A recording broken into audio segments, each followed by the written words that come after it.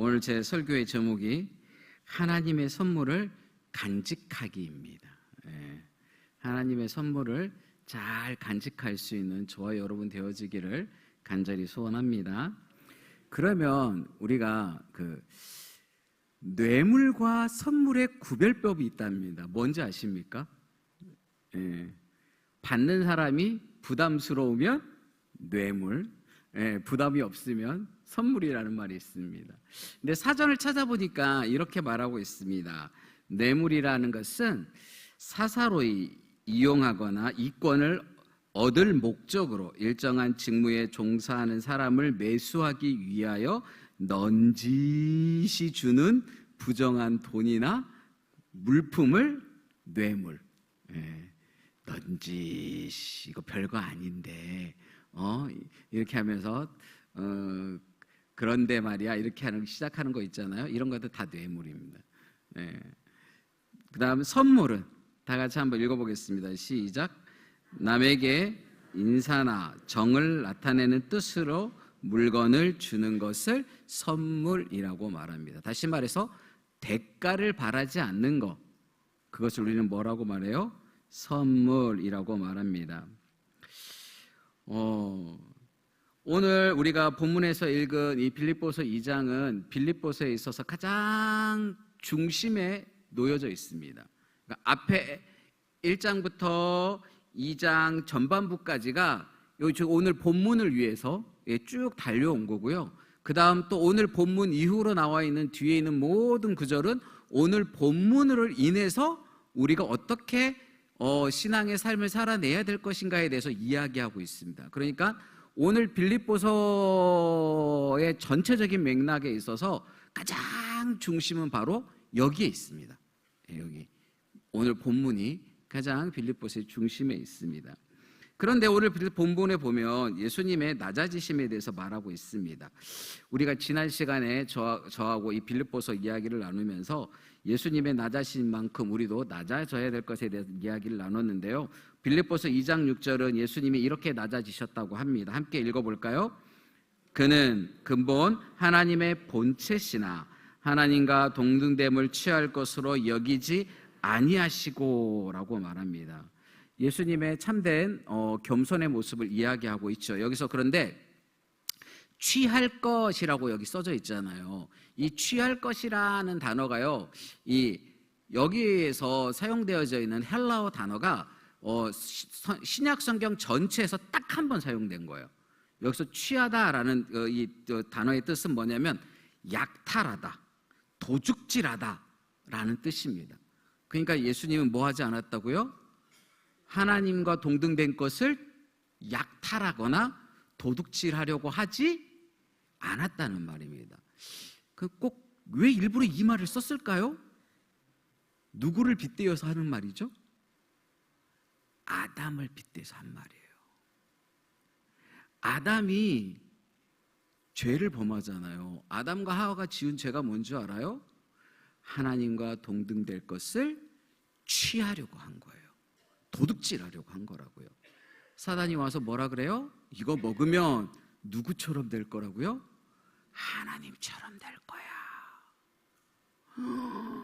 진짜로 쳐다보니까 먹음직하고 보암직도 하고 지혜롭게 할 것 같이 탐스럽게 생긴 거예요. 그래서 그것을 취하잖아요. 그죠? 그런데 예수님은 뭐 하지 않았다고요? 당연히 취할 만한 자격이 있음에도 불구하고 예수님 뭐 하셨어요? 취하지 않으셨다고요. 아담은 하나님의 형상으로 창조되기는 하였으나 하나님의 지위를 취하려고 했고 그것이 원죄가 되었고 아담 이후로 태어난 모든 인생은 다 뭐예요? 죄인 된 줄로 믿습니다. 그러니까 우리는 언제부터 죄인이에요? 엄마 뱃속에 있을 때부터 죄인이라고요. 어머니의 뱃속에 있을 때부터 우리는, 잉태할 때부터 우리는 죄인이에요. 어쩔 수 없어요. 내가 원하든 원하지 않든 아담 할아버지를 원망하시든지 하와 할머니를 원망하시든지 원망하면 뭐 하겠어요? 우리는 날 때부터 죄인인 것을. 그런데 문제는 우리가 이 죄를 스스로 해결할 수 없다는 거예요. 근데 하나님께서는 예수님은 자기를 낮추시고 하나님의 지위를 포기하셔서 겸손을 보이심으로 그 아담으로부터 비롯된 죽음의 영향력을 벗어버리셨다는 사실을 믿으시기 바랍니다. 그 사실이 오늘 7절과 8절에 나옵니다. 다시 한번 우리 함께 읽어보겠습니다. 오히려 자기를 비워 종의 형체를 가지사 사람들과 같이 되셨고 사람의 모양으로 나타나사 자기를 낮추시고 죽기까지 복종하셨으니 곧 십자가에 죽으심이라. 아멘. 예수님 뭐 하셨다고요? 복종하셨다고요. 그냥 단순히 순종한 게 아니라 뭐 하셨어요? 복종. 완전히 납작 엎드려서 자기의 모든 권리를 포기하고 납작 엎드렸다는 말이에요. 이렇게 납작 엎드렸다라는 단어가 뭐냐면 은혜라는 말입니다. 은혜가 엎드리다라는 의미를 가지고 있습니다. 이 엎드리다 하는 것은 대부분 우리는 누가 엎드리죠? 왕이 길에 행차하면 누가 엎드려요? 백성들이 엎드리잖아요. 그죠? 왕이 가신다 그러면 모든 백성들이 그냥 도열을 하고 쫙 엎드리잖아요. 근데 웬걸요? 오늘 예수님이 뭐 하셨대요? 복종하셨대요. 엎드리셨대요. 누구 때문에? 죄인 때문에. 우리는 그걸 뭐라고 말해요? 은혜라고 말해요. 그리고 그것을 선물이라고 말하죠. 에베소서 2장 8절은 이렇게 말합니다. 제가 일부분을 중간에 생략하고 가지고 왔습니다. 함께 읽어보겠습니다. 너희는 그 은혜에 의하여 믿음으로 말미암아 구원을 받았으니 하나님의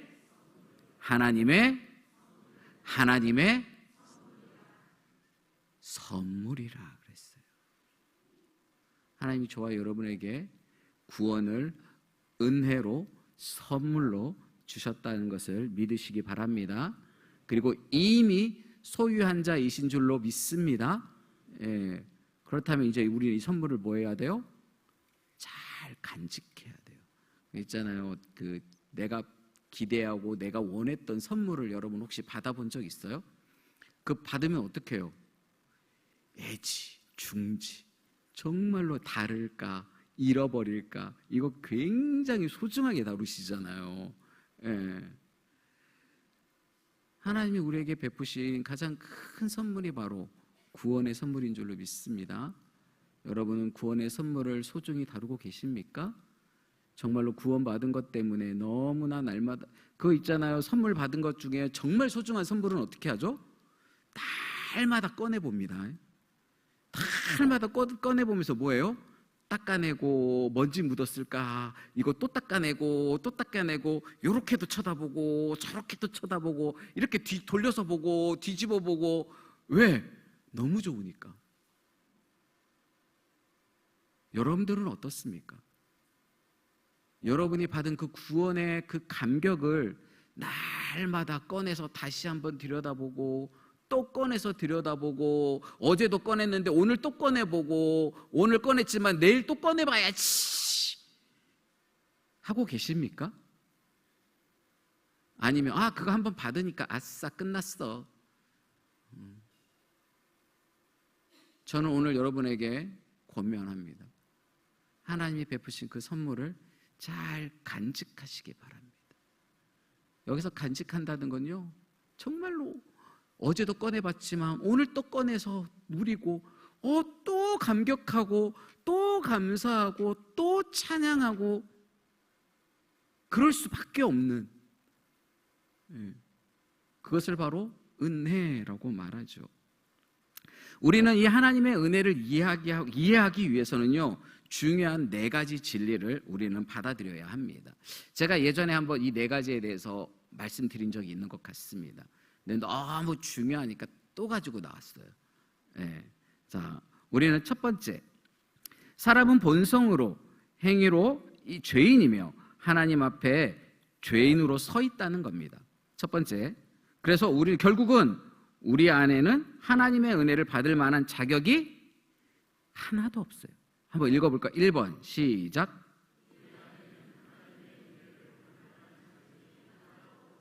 얼만큼 없다고요? 얼만큼 없어요? 하나도 없어요. 도무지 없어요. 하나는 무슨 하나예요? 0.0000001도 없어요. 그래서 성경은 이렇게 말해요. 로마서 3장 10절에서 12절에 이렇게 말합니다. 함께 읽어볼까요? 기록된 바 의인은 없나니 하나도 없으며 깨닫는 자도 없고 하나님을 찾는 자도 없고 다 치우쳐 함께 무익하게 되고 선을 행하는 자는 없나니 하나도 없도다. 오늘 여기 보니까 뭐예요? 없고 없으며 없고 없어도 너무 없어요. 뭐가 없어요? 자격이 없어요. 은혜 받을 만한 자격이 도무지 없어요. 왜? 의인이 아니거든요. 하나님의 나라는 어떤 자만 들어가요? 의인만 들어갑니다. 의인만 하나님의 나라에 들어가는데 이 땅에 의인이 없대요. 없는데 얼마큼 없어요? 하나도 없대요. 하물며 뭐도 없어요? 깨닫는 자도 없어요. 더불어 하나님을 찾는 자도 없어. 다 치우쳐 함께 무익하게 되어서요, 선을 행하는 자가 없는데 하나도 없다고 성경은 말해요. 로마서 3장 23절은 이렇게 말해요. 함께 읽을까요? 모든 사람이 죄를 범하였음에 하나님의 영광에 이르지 못하더니. 하나님의 영광, 주님의 나라, 거룩한 그 나라에 이르지 못하는데 그 이유가 뭐 때문이라고요? 죄 때문이라고요. 은혜를 경험할 수 없으니 그 죄인은 은혜를 알지 못하니 하나님의 영광에 이르지 못한다고 말해요.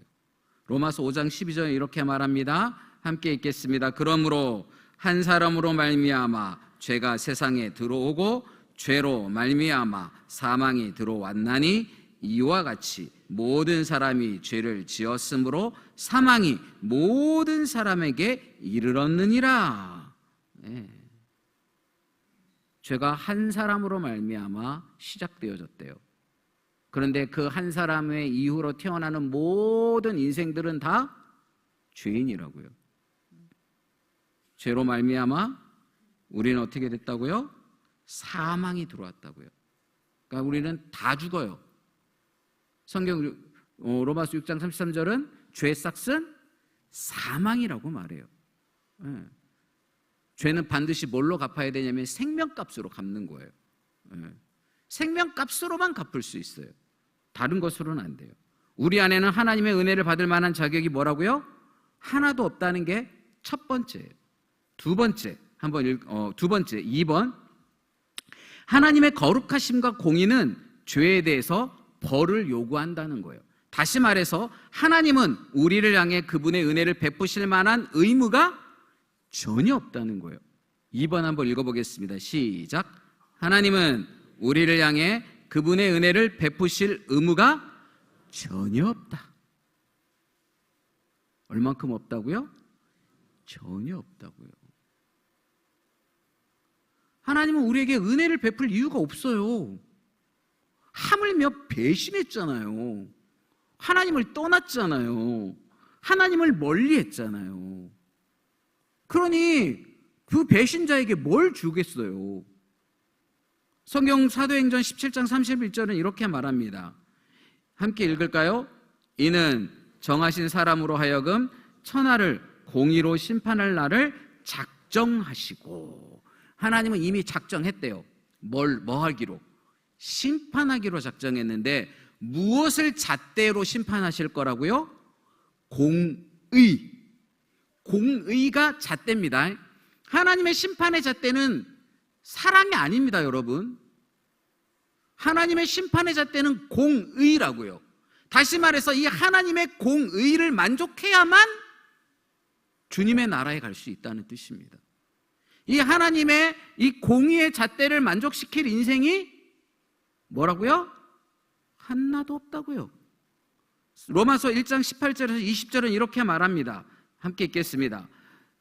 하나님의 진노가 불의로 진리를 막는 사람의 모든 경건하지 않음과 불의에 대하여 하늘로부터 나타나나니 이는 하나님을 알만한 것이 그들 속에 보임이라 하나님께서 이를 그들에게 보이셨느니라. 창세로부터 그의 보이지 아니하는 것들 곧 그의 영원하신 능력과 신성이 그가 만드신 만물에 분명히 보여 알려졌나니 그러므로 그들이 핑계하지 못할 지니라.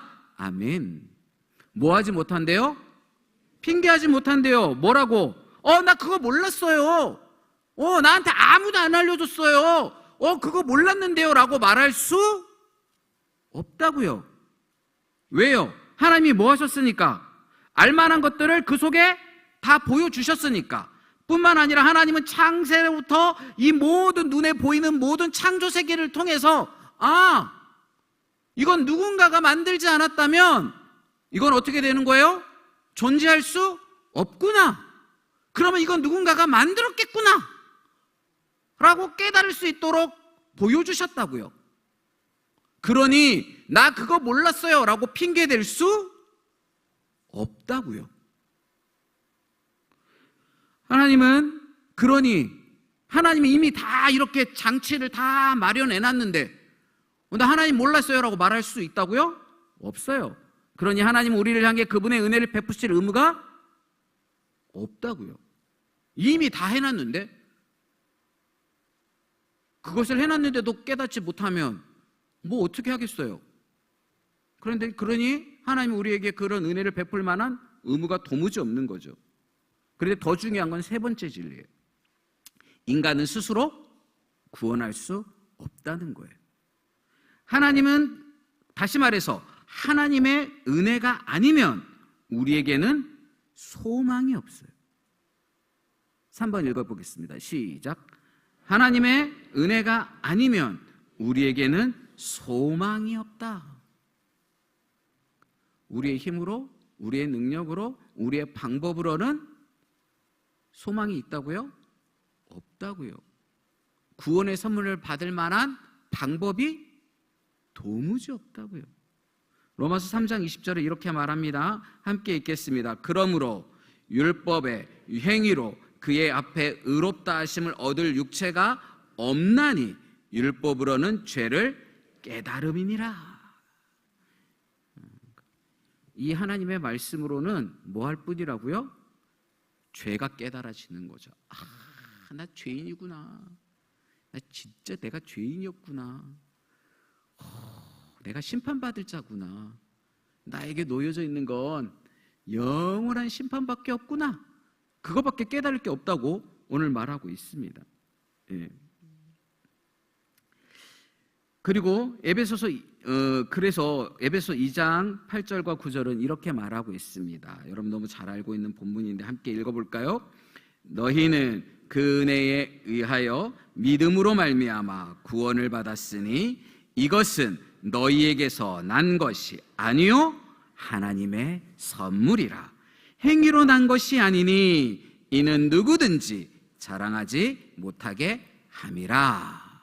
아멘. 뭘로 나지 않았다고요? 행위로 난다지. 왜냐하면 우리의 행위로는 하나님의 공의를 만족시킬 수가 없어요. 아까 심판의 잣대가 뭐라 그랬죠? 공의라고요. 공의. 그러니까 공의를 만족시켜야 돼. 우리의 행위로, 우리의 말로, 우리의 행동으로, 우리의 품행으로, 우리의 태도로 하나님을 만족시켜야 하는데 이 하나님을 만족시킬 만한 건덕지가 우리에게는 도무지 없어요. 이놈의 인생이 아침에 눈을 뜨고 눈 감을 때까지 하루 종일 죄 짓는 것밖에 없어. 아주 그냥 아이고 하물며 우리는 어디서도 죄 짓는 줄 알아요? 꿈속에서도 죄죠. 진짜 미치고 활짝 뛸 일이요 이거 진짜. 그냥 죄덩어리예요. 아주 그냥. 그냥 죄성으로 딱 뭉쳤을 뿐만 아니라 할 줄 아는 게 죄 짓는 것밖에 없어요. 어쩜 그냥 죄로 그냥 가득한지. 오늘 성경은 그래서 이것이 너희에게서 난 것이 아니라고 말해요. 그러니까 우리 안에서는 도무지 방법이 없다는 뜻이죠. 우리 안에서는 이 구원을 얻을 만한 아무런 끈덕지가 없어요. 그래서 하나님이 뭘 하셨냐면 선물을 준비하신 거예요. 여기서 바로 뭐래요? 하나님의 선물이라 라고 말하고 있습니다. 그러니 우리는 하나님의 은혜가 아니고는 도무지 소망이 없습니다. 그래서 네 번째가 필요합니다. 네 번째 함께 읽어보겠습니다. 시작. 하나님은 죄를 용서할 의무가 없으나 당신의 자유의지와 긍휼하심으로 그렇게 하신다. 그렇게 하셨기 때문에 하나님의 은혜가 놀라운 은혜인 줄로 믿습니다. 그렇게 할 필요가 없는데, 그럴 의무가 없지만, 그렇게 안 해도 되지만 하나님은 스스로 자유의지로 우리를 향해서 긍휼하심으로 우리를 뭐 하셨어요? 선물을 주셨다고요. 아무 이유 없이, 아무 토달지 않고. 예. 그거 있잖아요. 자녀들 키울 때, 야, 이런 거 있거든요. 너 새벽기도 나가면 아빠가 이번에 뭐 사줄게. 이번 특세, 너 일주일 동안 한 번도 안 빠지면 내가 이거 사줄게. 이건 선물일까요? 이건 선물이 아니에요. 우리는 선물이라는 포장을 가지고 그 아이에게 하지만 이건 진짜 선물이 아니에요. 근데 아들이 학교를 딱 갔다 왔는데, 아들아, 그래 딱 학교를 딱 갔다 왔는데 치킨이 딱 한 상자가 딱 놓여져 있는 거야. 아빠 이게 뭐야? 너 주려고 아빠가 준비했지. 맛있게 먹어. 뭐 있지? 아니야. 아무것도 없어. 그냥 맛있게 먹어. 이걸 우리는 뭐라고 말하죠? 선물이라고 하는 거예요. 대가 없이, 바라지 않고, 기대하지도 않아요. 예. 그걸 선물이라고 하죠. 하나님은 저와 여러분의 죄를 용서할 의무는 없지만 뭐 했다고요? 우리를 긍휼하심으로 본인의 자유의지로 가지고 우리를 구원하신 줄로 믿습니다. 요한복음 10장 17절과 18절은 이렇게 말합니다. 함께 읽겠습니다. 내가 내 목숨을 버리는 것은 그것을 내가 다시 얻기 위함이니 이로 말미암아 아버지께서 나를 사랑하시느니라. 이를 내게서 빼앗은 자가 있는 것이 아니라 내가 스스로 버리노라. 나는 버릴 권세도 있고 다시 얻을 권세도 있으니 이 계명은 내 아버지에게서 받았노라 하시니라. 아멘. 성경 내리지 마세요. 예. 오늘 여기 보니까 하나님이 뭐 했다고 말해요? 내가 내 목숨을 버리는 것은 내가 다시 얻기 위함이니 라고 말해요. 그런데 이것도 뭐 했어요? 그러니까 이 얻기 위함이면 지금 하나님이 뭐 했다는 거예요? 잃어버렸다는 거예요. 그런데 이것도 뭘로 잃어버렸다고 말하냐면 내가 스스로 버리노라 라고 말했습니다. 왜? 공의의 하나님은 죄와 함께 할 수 없기 때문이에요. 그러니까 하나님의 형상과 모양으로 만들어진 이 창조물이 하나님을 배신했잖아요. 그러니까 공의의 하나님은 그것과 함께 할 수 없어요. 그래서 하나님의 의지로 쫓아내죠, 아담을. 하나님의 의지로 쫓아냅니다. 예. 그냥 갑자기 어느 순간 내 아들 어디 갔노? 이거 아닙니다. 하나님이 의지를 가지고 버렸어요. 그런데 하나님 그걸 또 무엇도 하셨어요? 의지를 가지고 다시 가지고 오기를 원하셨어요. 예. 그리고 그 하나님은 오늘 뭐라고 말하냐면 그것들 다시 얻을 권세도 있다라고 말해요. 그러니까 하나님의 아들 예수님이 우리를 위해서 십자가에서 피 흘려 죽으심이 하나님의 권세에 의한 거라는 사실을 믿으시기 바랍니다.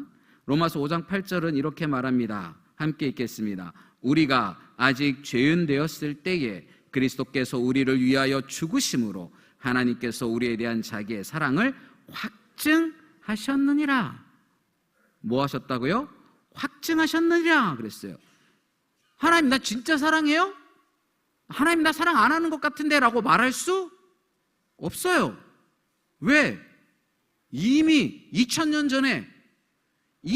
전에 하나님께서는 당신의 하나밖에 없는 아들 독생자를 십자가에서 죽음 가운데 내어주신 줄로 믿습니다. 이미 그것이 뭐 하는 거라고요? 얘들아 나는 너희들을 진짜 사랑해 라는 걸 보여줬다고요. 하나님이 구약에 얘들아 나는 너희들을 진짜 사랑해, 난 너희들이 하나님이고 너희들은 내 백성이야, 내가 너희들을 사랑한다 아무리 말해도 얘네들이 믿지를 도무지 못 믿는 거야. 그러니까 뭐 하는 거예요? 독생자 예수님을 보내주셨다고요. 그리고 그 독생자 예수님이 십자가에서 피 흘리심으로 그 예수님이 한 행위가 바로 뭐예요? 우리를 사랑하는 것을 확증했다라는 거예요. 그래서 확증하다라는 말은 도장을 꽉 찍었다는 거예요. 성경에 보면 이런 예들이 몇 가지 나와요.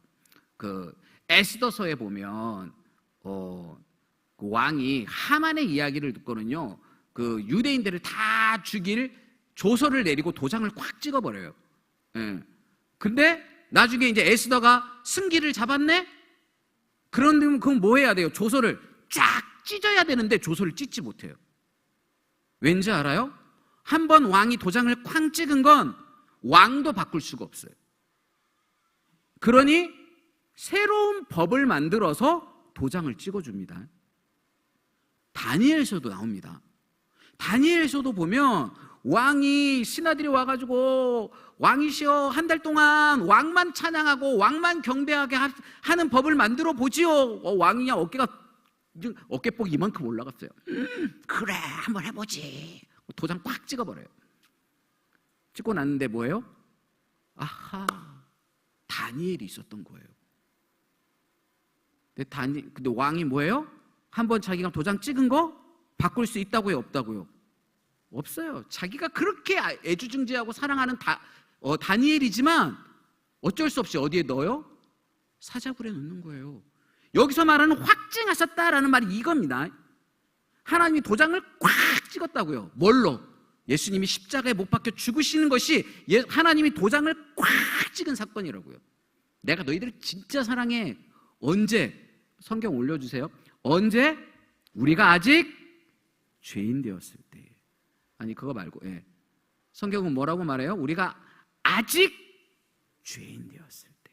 그러니까 우리가 여전히 하나님 모르고 우리 마음대로 내 마음대로 죄 가운데 살고 있는 우리 그 모습 가운데 하나님은 내가 너를 사랑해 라고 도장을 찍었다는 말입니다. 뭔가 우리가 하나님을 위해서 조금 예배를 드리고 뭔가 헌금도 좀 하고 내가 뭔가 기도도 좀 하고 하니까 내가 너를 사랑해 하고 도장을 찍은 게 아니라 내가 너를 위해서 죽어줄게 라고 죽은 게 아니라 예수님이 죽으신 건 언제 죽으셨다고요? 우리가 죄인 되었을 때 죽으셨다고요. 요한일서 4장 10절은 이렇게 말합니다. 그래서 함께 읽을까요? 사랑은 여기 있으니 우리가 하나님을 사랑한 것이 아니요 하나님이 우리를 사랑하사 우리 죄를 속하기 위하여 화목제물로 그 아들을 보내셨음이니라 그랬어요. 하나님이 저와 여러분을 사랑하는 줄로 믿습니다. 그 증거로 뭐 했다고요? 당신의 아들을 화목제물로 보내셨다고요. 제가 예전에 한번 레위기에 대해서 쭉 말씀드린 적이 있는데 화목제물이 뭐예요? 서로 친하게 지내는 제물이에요. 서로 화목하게. 원래 하나님과 우리의 사이는 죄로 인해서 멀어졌단 말이에요. 죄로 인해서요 이제 먼 인생들 됐어요. 딴 나라 인생이에요. 딴 나라 인생. 그런데 예수님께서 십자가에서 뭐 하셨다고요? 화목 제물로 죽으셨다고요. 그래서 멀어졌던 하나님과 우리의 사이가 어떻게 해졌어요? 화목해졌어요. 가까워졌어요. 딱 하나 되어졌다는 말씀이에요. 이렇게 하신 것을 우리는 뭐라고 말한다고요? 은혜라고 말하는 거예요. 이게 은혜예요.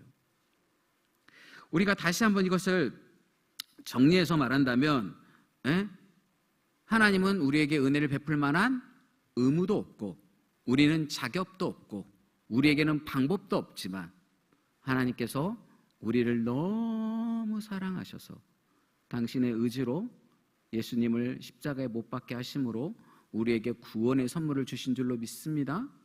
그러니 여러분, 이 구원의 선물이 어떤 거예요? 너무나 소중한 거예요. 이 귀한 선물을 받았는데 귀한 선물을 뭐 해야 되겠어요? 방치해 두면 되겠냐고요. 잘 간직해야지. 어제도 꺼내봤지만 오늘 뭐 하는 거예요? 또 꺼내보고 하나님 감사해요. 나에게 이런 구원의 은혜의 선물을 주시다니. 내가 도무지 자격도 없고 내 힘으로는 얻을 수 없는 이 놀라운 것을 저에게 주셨으니 너무 감사합니다. 오늘도 이 은혜와 감사로 살게 해주세요. 그리고 내일 또 꺼내볼게요. 저와 여러분이 이렇게 하나님의 선물을 잘 간직하는 그런 주의 백성이기를 소원합니다. 이거 어디다 뒀는지도 몰라가지고 내가 어디다 뒀더라 이거? 이렇게 찾아 헤매지 마시고 내가 그거 받았나? 언제 받았지? 이러지 마시고 매일 꺼내보는 거예요. 매일 꺼내서 정말로 소중히 다루고 감격하고 또 누리고 그것으로 인해서 하나님을 찬양하는 저와 여러분 되어지기를 소원합니다. 이 은혜는 우리의 구원의 기초가 되어집니다.